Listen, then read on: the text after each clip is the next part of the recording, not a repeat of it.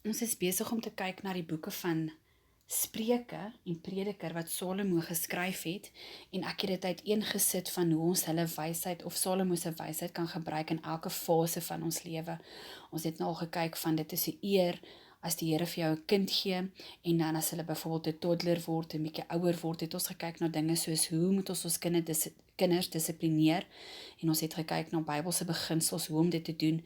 Ons moet besef dat ons kinders gaan deur groepsdruk gaan en hoe kan ons hulle daar ondersteun en dan het ons ook gekyk na depressie en ons het gesien dat die antwoord is by Jesus. Nou Spreuke en Prediker het soveel wyse woorde wat ons moet toepas in ons lewe sodat ons voorspoedig kan wees. Nou wanneer jy 'n tiener word, so ons trek nou by die tienerfase, is dit 'n baie nuuskierige tyd van ons lewe. Ons wil alles probeer en alles beleef, maar voor jy 'n draai gaan maak in die wêreld, maak seker jy weet wat God se woord sê rondom sensitiewe onderwerpe.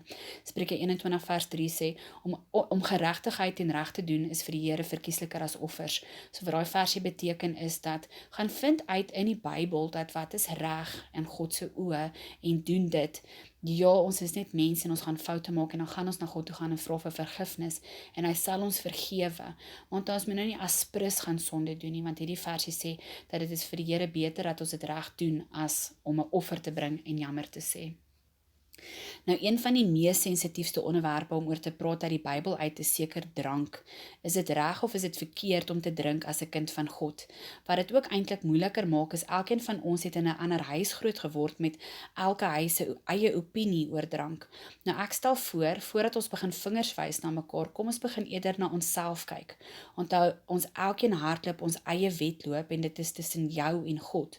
Maar ek gaan elkeen van julle vermaan om eerlik met jouself te wees.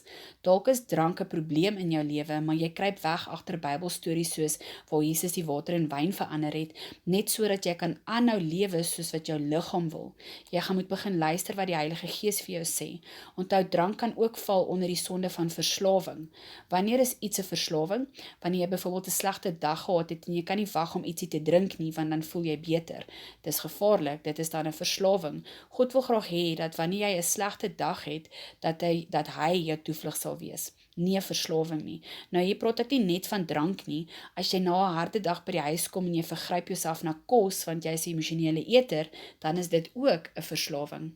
Nou kom ons kyk so 'n bietjie na wat die Bybel sê van drank, want drank is ook 'n onderwerp in Spreuke wat baie aangespreek word. In die Bybel lees ons baie van waar hulle wyn gedrink het, maar ons moet besef dat wanneer hulle praat van wyn, kan dit druiwesap of sterk drank wees. Ons moet mooi onderskei voordat ons 'n Bybelversie aanhaal. Spreuke 23 vers 29 sê, by wie is wee my? By die wat laat opbly by die wyn, by die wat ingaan om gemengde drank te proe. Kyk nie na die wyn as dit rooiagtig lyk, as dit sy glans gee in die beker. Op die end by dit soos 'n slang. Nou die mense in die Bybelse tyd het nie yskaste gehad nie en soos die druiwesap buite staan, het die kleur begin verander. Hierdie versie waarsku dat as die kleur van die wyn, wat dan die druiwesap is, begin verander en jy drink dit dan gaan dit jou byt soos 'n slang. Ek het so 'n paar versies uit Bybel uitgehaal rondom drank, dan kan elkeen van ons onder leiding van die Heilige Gees die besluit maak oor moet ek drink of moet ek nie drink nie. So hier is 'n paar versies wat praat oor dronkaards. Spreuke 23 vers 20. Wees nie onder die wynsuipers nie, onder die wat as vrate hulle hart ophaal, want 'n drinker en 'n vraat sal arm word. So hierdie versie sê selfs as jy 'n dronkaard is, dan gaan jy arm word. Spreuke 20 vers 1. Die wyn is 'n spotter en sterk drank 'n lawaaimaker en elkeen wat daardeur bedwelm raak is nie wys nie. So hy sê eintlik as jy wyn drink, is jy eintlik 'n dwaas. Dan is daar 'n versie in 1 Korintiërs 6 vers 10 wat sê moenie dwaal nie, geen hoereerders of afgodsdienaars of egbreekers of wellustiges of sodomiete of diewe of gierigaards of dronkaards of kwaadsprekers of rowers sal die koninkryk van die God beerwe nie. Jy kan dit ook lees in Galasiërs 5 vers 19. Jeremia 5 vers 11 sê wee hulle wat vroeg in die môre klaar maak om sterk drank na te jaag, wat in die nag laat opbly terwyl die wyn hulle verhit. Nou drank verwoes families. Drank is die rede van soveel padongelukke, drank is die rede van soveel egskeidings en egbreek. In Jesaja 5 lees ons van mense wat heeldag drink, en as gevolg van dit word die doderyk se keel oopgemaak. Jesaja 5 vers 14 sê, Daarom het die doderyk sy keel wyd oopgemaak en sy mond uitgerek sonder maat. Nou dis eintlik scary om te dink dat die doderyk se mond is groot oop as gevolg van drank. Dan is daar 'n hele klompie versies wat sê moenie drink nie. In Levitikus 10 vers 8 sien ons dat die priesters, wanneer hulle diens gedoen het vir die Here, mag hulle nie gedrink het nie. En jy sien dit ook in Jesegiel 44 vers 21. Spreuke 31 vers 4, nou hierdie is 'n spreuke wat nie geskryf was deur Salomo nie, staan daar: die konings moet nie wyn drink nie en die vorste moenie sterk drank begeer nie. Anders drink hy en vergeet die insettinge en verdraai die reg van al die elendiges. Habakuk 2 vers 15, wee hom wat aan sy naaste drank gee, want jou gif daarmee meng en hulle dronk maak. Spreuke 21 vers 17, wie van vrolikheid hou is 'n man van gebrek. Hy wat van wyn en olie hou sal nie ryk word nie. Prediker 10 vers 17, gelukkig is jy o land as jou koning en edele is en as jou vorste op die regte tyd maaltyd hou soos manne en nie soos drinkers nie. In Engels staan daar with self-control and not drunkenness. So as jou koning dan nou iemand is wat nie drink nie, sal dit goed gaan met jou land. Efesiërs 5 vers 18, moenie dronk word van wyn nie, daarin is losbandigheid, maar word met die gees vervul. Nou daar is meer versies in die Bybel wat ons waarsku teen drank, as versies wat praat van word vrolik met wyn. Ons lees in die Bybel van dinge wat die Here haat. Dink so daaraan, as jy die dinge doen wat God haat, gaan jy by die afgrond afval. Ons doen sonde net so bietjie, maar hoe naby aan die afgrond wil jy speel en die gevaar in die gesig staar, dat jy dalk daar gaan afval. Is dit nie net makliker om so ver weg as moontlik van die afgrond af te bly nie? Efesiërs 5 sê dat moenie dronk word nie. Daar is soveel mense wat sê hulle kan hulle drank hanteer. Ja, tot jy nie meer kan nie. Daar is geen vaste lyn waar jy weet jy kan stop nie. Jy is nog besig om onskuldig te drink en dan die volgende oomblik is jy dronk. En dan is daar 'n hele paar versies ook wat sê jy kan maar drink. Predikers 2 vers 3 sê, ek het in my hart daaroor nagedink om my liggaam met wyn te verkook. Prediker 9 vers 7 sê, gaan dan heen, eet jou brood met vreugde en drink jou wyn met 'n vrolike hart. 1 Timoteus 5 vers 23 sê, moenie langer water alleen drink nie, maar gebruik 'n bietjie wyn ter wille van jou maag en jou herhaalde ongesteldhede. So daai laaste ene gee Paulus vir Timoteus advies om wyn te drink as 'n medisyne. Nou ja, daar is gevalle in die Bybel waar die versies sê dis oukei om te drink want dit maak jou vrolik. God wil nie hê ons moet deur die lewe gaan waar ons niks kan doen wat van is nie. Daar is soveel mense wat nie wil Christene word nie want daar is net te veel reëls en ons mag net niks doen wat van is nie. Nou dis absolute leuen. Die Here het vir ons alles op die aarde gegee om te geniet, maar geniet dit saam met hom. Maar onthou, sodra iets jou liggaam oorneem en jy is doof vir die stem van die Heilige Gees, dit is wanneer dit verkeerd raak. Die Here sê nee vir alles die Here sê nie nee oor dat hy God is en jy moet luister nie. Hy sê nee want hy is lief vir ons. Hy weet as jy byvoorbeeld verslaaf gaan raak aan suiker, gaan jou liggaam siek word. Jy gaan dokters onkoste sê, dalk met geld wat jy nie eens het nie, en jy gaan 'n slegte selfbeeld kry. God sê nee, want hy beskerm ons. Ons dink soms dat die offers van die mense in die Ou Testament, moes hulle gaan offers maak het, net om sorry te sê vir hulle sondes. Nou ja, daar is sulke offers, is die brandoffers, ons het gesien in Levitikus, maar dan is daar offers, waar jy jou vleis die tempel toe vat, en braai en eet saam met familie, vriende en die Here. So die Here wil hê, ons moet die lewe geniet, maar saam met hom. Nou soos ek genoem het, wees eerlik met jouself en moenie doof wees vir die leiding van die Heilige Gees nie. 1 Korintiërs 6 vers 12 sê, alles is my geoorloof, maar nie alles is nuttig nie. Alles is my geoorloof, maar ek sal my nie deur iets laat oorheers nie. As jy terugdink aan kere waar jy gedrink het die drank die besluite gemaak dalk? Het die begeerte om te drink die besluite gemaak? Nou hierdie versie sê dat ons moet nie altyd fout soek in alles wat ons doen nie, maar sodra jy 'n slaaf raak van iets, dan weet jy, daar is 'n probleem. 'n Mens kan self kyk na suiker, jou liggaam kryf dit, jy kry hoofpyne as jy dit nie inkry nie, dan word jy daardeur oorheers, dis dan 'n probleem. Nou ek wil nie net vinger wys en wys dat drank is verkeerd en jy is verkeerd nie, sodra ons besef dat daar is nog ietsie in ons lewens wat ons weghou van God, dan kan ons daaraan begin werk. Maar solank as wat jy niks verkeerd sien in 'n verslawing nie, gaan jy nooit by die lewe uitkom wat God oor jou droom nie. Ek wys nie vinger nie, ek sê nie, jy gaan hel hel toe nie. Ek hoop dat elkeen van ons doen 'n bietjie selfondersoek en kyk wat is daar nog in ons lewens wat God hartseer maak. Prediker 11 vers 9 sê, verbly jou, o jongeling, in jou jeug en laat jou hart vrolik maak in die dae van jou jonkheid en wandel in die weë van jou hart en in die aanskouing van jou oë, maar weet dat God jou oor al hierdie dinge in die gerig sal bring. So hierdie versie sê is, ja, jong mense, geniet jouself, maar onthou, jy gaan eendag voor God gaan staan, so maak die regte besluite. Nou ook gedurende ons tienerjare is wanneer ons voelers begin uitsteek vir ons trouvrou en trouman. Nou dis ongelooflik belangrik dat jy die regte huweliksmaat kies. Ons is mos besig om deur die boeke van Salomo te werk en hy kan first hand vir jou getuig dat hoe die verkeerde vroue sy hele lewe opgemors het. Verkeerde vroue het gemaak dat die koninkryk van Israel gesplit het in 2. So kom ons leer uit Salomo se lewe. Het ek so 'n paar versies ingesit van goeie vroue en slegte vroue. Spreuke 12 vers 4, 'n deegsame vrou is die kroon van haar man, maar een wat skande maak is soos 'n verrotting in sy gebeente. Spreuke 27 vers 15, 'n aanhoudende gedrup op die dag van 'n stortreën en 'n toosgierige vrou is net eender. So hy sê eintlik dat 'n vrou wat die hele tyd net wil beklei, is soos water wat die hele tyd op die dak drup. Is eintlik irriterend.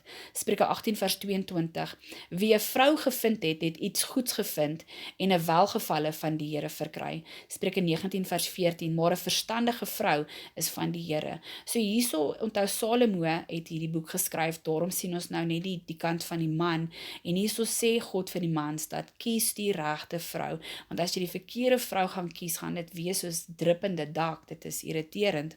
Nou dis baie beter om saam iemand die lewe aan te pak. Prediker 4 vers 9 sê, 2 is beter as 1, want hulle het 'n goeie beloning vir hulle moeitevolle arbeid, want as hulle val, kan die een sy maat optel. As 2 by mekaar lê, kry hulle warm, en as iemand die een aanval, kan al 2 hom teestand bied. Nou dis baie belangrik dat ons moet besef dat ons as mens is gemaak om te werk. So ons is nou hier op die ouderdom van waar ons moet begin werk. Die straf in die tuin van Eden was nie van nou af moet julle werk nie. Adam het al reeds gewerk voor die sondeval. Die straf was aan die sweet van jou aangesig sal jy nou werk. So werk het net bietjie moeiliker geraak. Dink byvoorbeeld aan jou eie lewe. As jy heeldag voor die TV sit en 'n series binge watch, hoe leeg en sleg voel jy aan die einde van daardie dag. Maar wanneer ons 'n suksesvolle produktiewe dag agter die rug het, jy voel dalk moeg en jou lyf is seer die aand, maar jy voel vervuld. Ons is gemaak om te werk. Maar die probleem wat die laaste ruk op uitgesteek het, is hoe lui die mensdom geword het. Ek dink daar die paar maande met COVID, waar ons die heel dag net TikTok video's gekyk het 'n groter en meer negatiewe uitwerking op ons gehad as wat ons besef. Kom uit daardie leigroef en begin dinge reg doen. Daar is ongelooflik baie versies in Spreuke wat die leiaard aanspreek. Elkeen van ons wil so graag genoeg geld hê om lekker te kan lewe sonder stres, maar kom ons kyk na so 'n paar beginsels wat jy uit die Bybel uit kan volg om geld te verseker. En die eerste ene is betaal jou 10de. Die tweede ene is jy moet werk, want die Bybel sê as jy nie werk nie, mag jy nie eet nie. En die derde ene is wat ons nou nog gaan kyk is moenie lui wees nie. Dit bring armoede. Moenie slaap tot 10 uur in die oggende nie. En dan wonder jy, hoekom is jou beursie leeg nie? Staan op asof jy werk het en begin die Here vertrou vir 'n deurbraak. Spreuke 6 vers 6 sê, gaan na die muur, jou luiaard, kyk na sy weë en word wys. Hoe lank, luiaard, sal jy bly lê? Wanneer sal jy opstaan uit jou slaap? So kom dan jou armoede soos 'n rondloper en jou gebrek soos 'n gewapende man. So die skrywer van Spreuke waarsku mense wat lui is en sê, staan bietjie op en gaan kyk hoe die klein muurtjie die hele tyd werk en begin soos hy word. Spreuke 30 vers 25 is ook een van die spreuke wat nie geskryf is deur Salomo nie. Sê die mure is nie 'n sterk volk nie en tog bære hulle voedsel in die somer. Nou hierso gaan ek gou so 'n paar versies lees in Spreuke wat te doen het met moenie lui wees nie. Spreuke 20 vers 13, moenie die slaap lief hê sodat jy arm word nie. Maak jou oë oop dat jy met brood kan versadig. Nog 'n bietjie slaap, nog 'n bietjie slymer, nog 'n bietjie hande vou om uit te rus, dan kom jou armoede aangeloop. Hy word arm wat met 'n trae hand werk. So as jy werk maar jy doen dit halfies, dan gaan jy ook armoede ontvang. Maar die hand van die vlugtiges maak ryk. Spreuke 13 vers 11, goed wat uit niks verkry is, word minder, maar hy wat met die hand bymekaar maak, kry altyd meer. So daai versie sê eintlik, as jy die hele tyd net kry, gaan jy eintlik op die einde minder hê, maar as jy met jou eie hande bymekaar maak, gaan jy meer hê. Spreuke 10 vers 26, soos asyn vir die tande en soos rook vir die oë, so is die luiaard vir die wat hom stuur. Spreuke 14 vers 23, in enige moeitevolle arbeid is voordeel, maar praatjies is net tot gebrek. So daai versie beteken dat as jy werk, gaan jy voordeel trek, maar as jy net die hele tyd praat, jy gaan werk, dit beteken niks nie. Spreuke 23 vers 21, slaperigheid laat stikkende klere dra. So dit beteken eintlik, as jy van slaap hou, gaan jy arm wees. Spreuke 13 vers 4, die siel van die luiaard begeer en daar is niks nie, maar die siel van die vluitiges word versadig. Die weg van die luiaard is soos 'n heining van dorings. So hy sê eintlik dat as jy lui is, gaan jy nêrens kom nie. Daar's 'n heining van dorings rondom jou.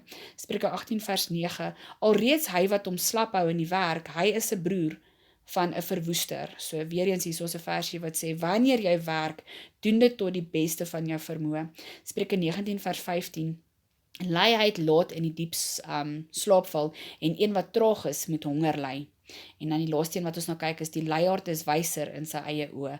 So dis baie belangrik dat ons nie moet lui wees nie. Nou sover soos wat ons deur die Bybel werk, het ons nou al 'n hele klompie plekke gesien waar ons leer van tiendes. Onthou ons kyk nou na maniere hoe ons voorspoedig kan word in ons finansies. Die eerste ene is moenie lui wees nie. Die volgende ene wat ons nou gaan kyk is tiendes, maar ek gaan hom nou nie deeglik bespreek nie. Ons sal hom op 'n latere stadium weer deeglik bespreek. Nou onthou daar wat Dawid offerande opgeneem het vir die bou van die tempel, het ons ook gesien dat hy tot God gebid en gesê dat alles wat ons het, is eintlik in elk geval die Here se. Om net 'n tiende van dit aan die Here terug te besorg is baie min gevra. Ek weet dat tiende is seker een van die moeilikste step of faiths wat 'n mens kan maak, want met die ekonomie wat so sleg is, kom die meeste van ons nie meer finansiëel uit met ons finansies nie. En nou moet jy geld vir die kerk gee, wat jy definitief eerder kon gebruik het, sê byvoorbeeld vir 'n rekening wat agter is, of 'n party van julle selfs vir kos. Maar die Bybel sê in Maleagi 3 vers 10, bring die hele tiende na die skathuis, sodat daar spys in my huis kan wees, en beproef my tog hierin, sê die Here van die leerskare, of ek vir julle nie die vensters van die hemel sal oopmaak, en op julle oorvloedige seën sal uitstort nie. Nou in hierdie versie sê God, bring jou tiende, en ek sal vir jou meer teruggee. Het jy 100% sekerheid dat jy die geld daardie maand gaan terugkry? Nee. En ek dink dit is hoekom die mense sukkel om tiendes te betaal. Jy moet vertrou op iets wat jy nie 100% seker is wanneer jy die opbrengs gaan kry nie. Onthou tiendes en offerandes is soos 'n saadjie in die grond. Dit groei op die Here se tyd. Maar die Here weet ook wanneer jy daai opbrengs gaan nodig kry. Dink aan 'n appelboom. Jy plant een saadjie, maar jy kry honderde appels wanneer die boom begin 'n vrug dra. Maak seker jy het saad in die grond. Maar onthou, die opbrengs is nie die enigste rede waarom ons tiendes en offerandes aan die Here betaal nie. Jy betaal dit met 'n goeie hart, oordat jy lief is vir God, en hy verdien die eer deur jou finansies ook. Spreuke 3 vers 9 sê, vereer die Here uit jou goed en uit jou eerstelinge van al jou inkomste, dan sal jou skure vol word van oorvloed en jou parskruipe oorloop van mos. Nou terwyl ons besig is om te gesels oor geld, maak seker dat geld nie jou God is nie. Nou hoe weet jy of dit dalk die geval is? As jou hele lewe gefokus is op geld en hoe om meer te maak, jy eet en jy slaap geld, dan gaan jy dalk bietjie moet selfondersoek doen. Matteus 6 vers 24 sê, niemand kan twee here dien nie, want of hy sal die een haat en die ander een lief hê, of hy sal die een aanhang en die ander een verag. Jy kan nie God en Mammon, wat geld is, dien nie. Ja, ons kort geld om te lewe, maar geld is nie die rede hoekom ons lewe nie. Spreuke 11 vers 28 sê, wie op sy rykdom vertrou, die sal val.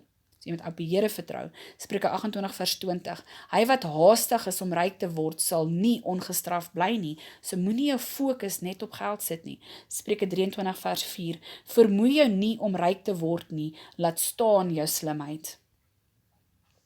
Nou Salomo met al sy rykdom, met 'n paleis oortrek met goud en ivoor, het besef dat geld maak nie gelukkig nie. Predikers 2 vers 10 sê, en alles wat my oë begeer, het ek hulle nie ontsê nie. Salomo het gevoel hy verdien dit vir al sy harde werk, maar dit het geen vreugde vir hom gebring nie. Vers 11 sê, en kyk, dit was alles te vergeefs en 'n gejaag na wind. Nou wat is dan die antwoord? Waarom werk ons dan so hard vir niks? Vers 25 gee die antwoord, want wie kan eet en wie kan geniet sonder hom? Ek het dit al gesê, die Here wil hê ons moet die lewe geniet, maar saam met hom. Ons vreugde lê in God. Soos ek al reeds genoem het, geniet alles wat jy het saam met God. Dit is waar ware vreugde lê. Prediker 6 vers 7, al die moeitevolle arbeid van 'n mens is vir die mond. Daai versie beteken eintlik ons werk om te eet. En tog word die begeertes nie bevredig nie. As jy dit vir die verkeerde redes doen, voel jy maar nog steeds leeg. Predikers 5 vers 9, hy wat geld liefhet, kry nie genoeg van geld nie. Hoe meer rykdom jy het, hoe meer drama het jy. Maar om jou geld te geniet is 'n gawe van God, dit sê in vers 18. Alles is net 'n gejaag na wind. Ons is consumers wat die hele tyd net nog meer wil hê en meer wil hê. En Salomo het dit neergesit in Prediker 1 vers 2. Alles te vergeefs. Alles te vergeefs. Dit is alles te vergeefs. Vers 8.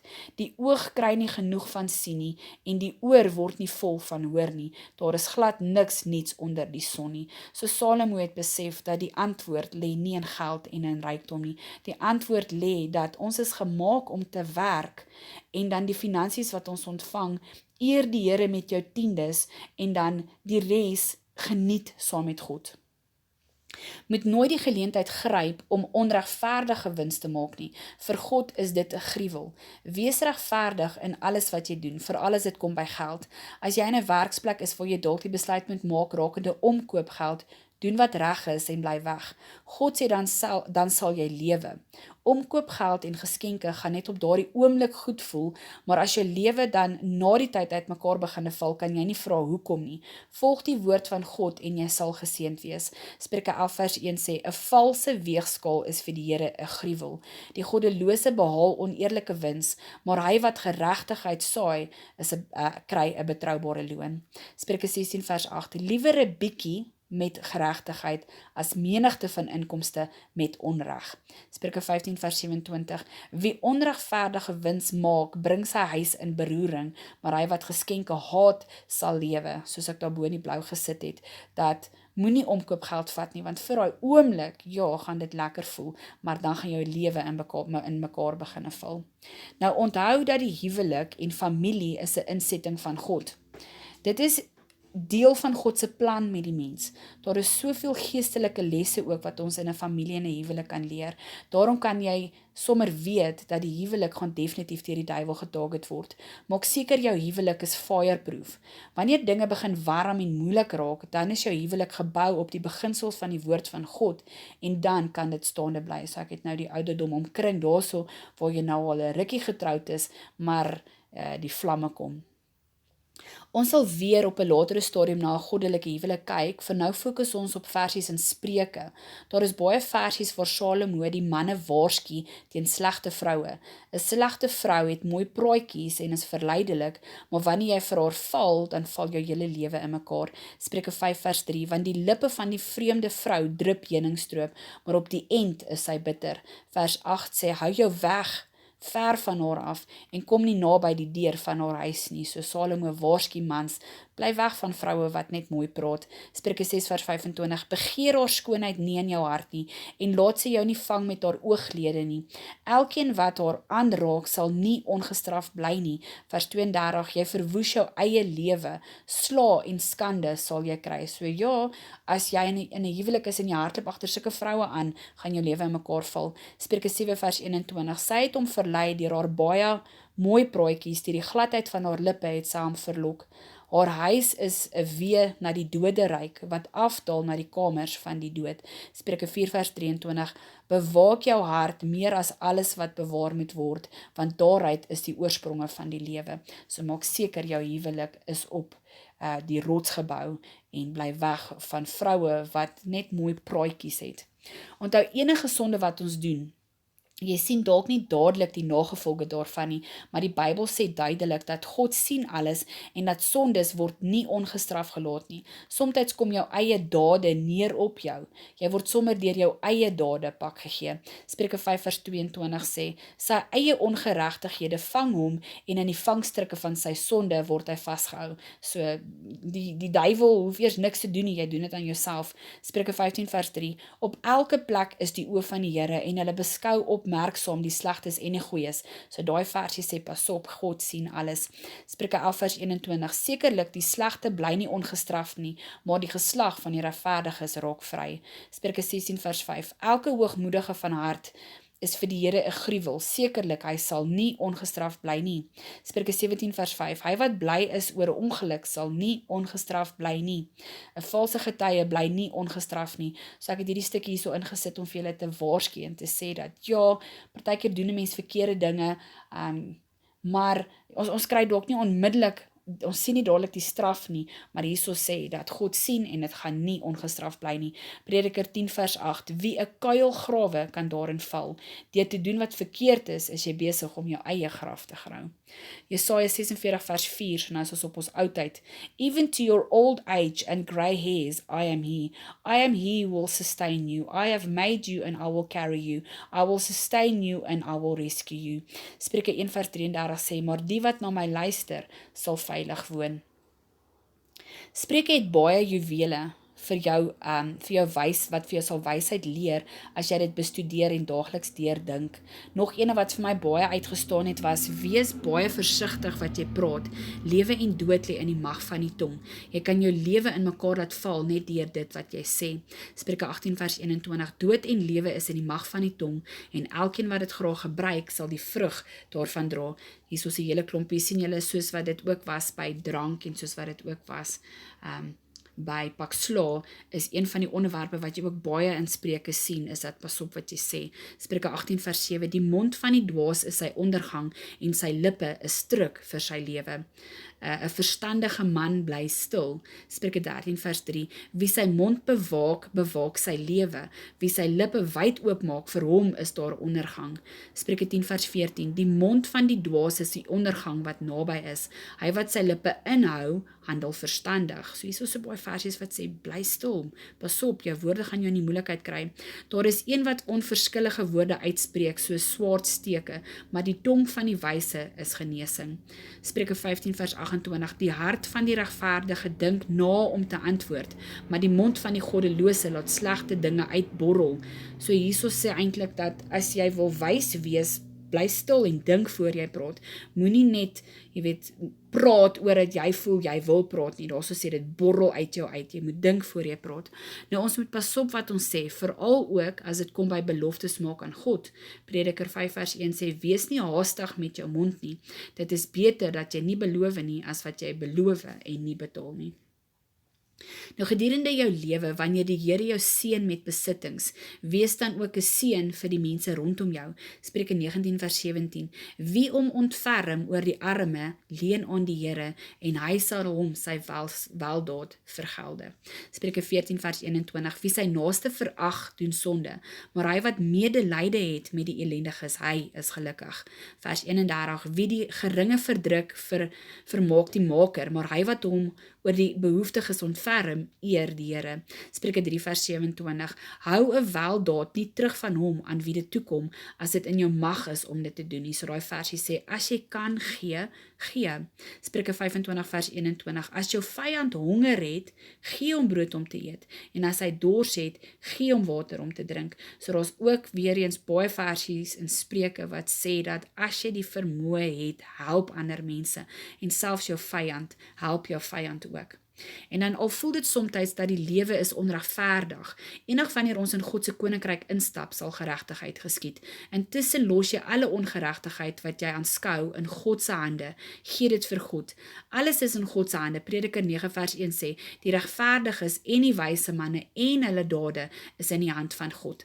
Nou, sleg goed gebeur met almal, Prediker 8 vers 14. Dit is 'n nietigheid wat op die aarde gebeur, dat daar regverdiges is met wie dit gaan volgens die dade van die goddelose, en dat daar goddelose is met wie dit gaan volgens die dade van die regverdiges. Ook in Prediker 9 vers 2 sê, alles is gelyk vir almal, een en dieselfde lot is daar vir die regverdige en die goddelose. So ja, ons lewe in 'n wêreld waar daar baie onregverdigheid is, maar soos ek sê, eendag wanneer ons in die hemel kom, sal geregtigheid geskied, want die Bybel sê dat die koninkryk van die hemel is righteousness, peace and joy. Nou, ons het hierdie les begin deur te verstaan wat is wysheid en hoe belangrik dit is dat ons daarna streef. Wysheid begin by die vrees van God. Daarom moet jy jou Bybel lees om te leer wie is God, byvoorbeeld waarvan hou hy en wat haat hy. Spreuke 6 vers 16, hierdie 6 dinge haat die Here, trotse oë, 'n leenagtige tong, hande wat onskuldige bloed vergiet, 'n hart wat onheilsplanne beraam, voete wat haastig na kwaad loop, valse getuie en tussen broers tweedrag saai. Spreuke 8 vers 13, die vrees van die Here is om te haat wat sleg is. Nou al voel die lewe soms nutteloos, die hoofsaak van alles is, Prediker 12 vers 13, vrees God en hou sy gebooie, want God sal elke werk bring in die gerig wat kom oor al die verborgde dinge, goed of sleg.